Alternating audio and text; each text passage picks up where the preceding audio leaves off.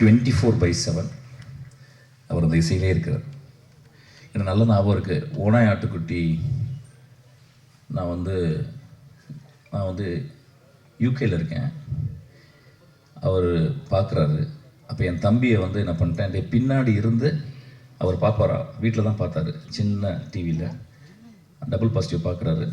என் தம்பியை பின்னாடி இருந்து அவர் கை சோஃபாவில் வச்சுருப்பார்றா, அந்த கையை மட்டும் வீடியோ எடுத்துக்கிறேன் அப்படின்னு.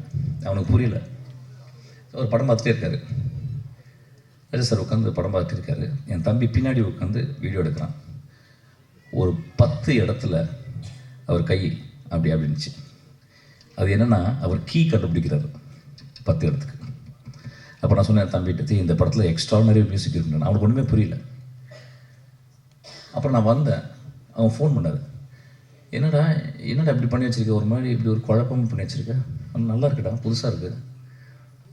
சரி, எனக்கு ரொம்ப வேலை கொடுத்துருக்கு அப்படின்னு சொல்லிட்டு இப்படி திரும்புகிறாரு. நான் வீடியோவில் பார்க்குறேன். இப்படி திரும்புகிறாரு.